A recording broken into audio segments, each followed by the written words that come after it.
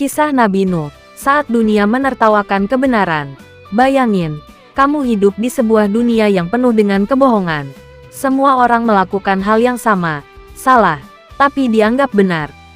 Dan di tengah itu semua, cuma kamu yang berdiri sendiri, bilang, ini gak benar. Dan lebih parahnya lagi, orang-orang justru ngetawain kamu. Itulah yang dialami oleh Nabi Nuh. Oke, kita mundur jauh ke ribuan tahun lalu. Di masa ketika manusia mulai melenceng, jauh banget dari kebenaran. Awalnya mereka menyembah Tuhan yang satu, tapi pelan-pelan, mulai berubah. Mereka bikin patung, awalnya cuma buat mengenang orang-orang saleh. Tapi lama-lama, patung itu disembah. Dan dari situlah, kesesatan mulai jadi normal.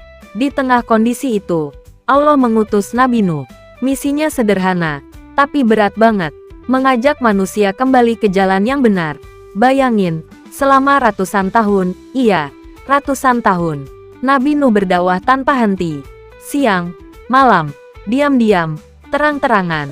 Semua cara udah dicoba, tapi hasilnya, sedikit banget yang percaya. Penolakan masyarakat, orang-orang malah ngejek. Ngapain sih kamu ngomong kayak gitu? Udah, ikut aja sama yang lain. Kamu itu aneh. Bahkan, yang ikut Nabi Nuh justru dianggap rendah. Kaum lemah, orang biasa, bukan yang punya status. Dan yang lebih menyakitkan lagi, keluarganya sendiri gak semuanya percaya. Perintah membangun kapal, lalu datanglah momen yang, kalau dipikir-pikir, gila. Allah memerintahkan Nabi Nuh untuk membangun sebuah kapal besar. Masalahnya, dia tinggal di daerah yang gak ada lautnya. Coba bayangin, bangun kapal di tengah daratan. Orang-orang makin ketawa, lihat tuh, makin gila. Mau berlayar kemana? Nuh. Tapi Nabi Nuh tetap jalan terus, karena dia tahu, ini bukan soal logika manusia. Ini soal kepercayaan. Datangnya banjir besar, dan akhirnya, hari itu datang. Langit mulai gelap, hujan turun, deras, gak berhenti. Bukan cuma dari atas, air juga muncul dari dalam bumi. Semuanya berubah jadi lautan. Di saat itulah, orang-orang mulai panik. Yang dulu ngetawain, sekarang minta tolong. Keluarga Nabi Nuh, salah satu momen paling menyayat, ketika Nabi Nuh melihat anaknya sendiri, yang memilih untuk tidak ikut.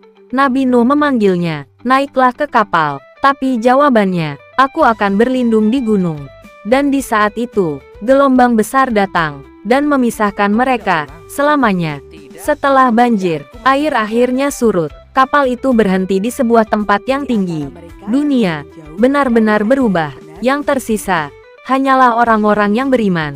Dan dari situlah kehidupan dimulai kembali. Pesan reflektif kuat. Kisah Nabi Nuh bukan cuma tentang banjir besar. Ini tentang bagaimana tetap bertahan di tengah tekanan. Bagaimana tetap percaya meskipun sendirian. Karena kadang kebenaran itu memang terasa sepi. Dan pertanyaannya sekarang, kalau kamu ada di posisi itu, kamu bakal tetap bertahan, atau ikut arus? Kalau kamu suka cerita seperti ini, jangan lupa subscribe, like, dan share ke teman-teman kamu.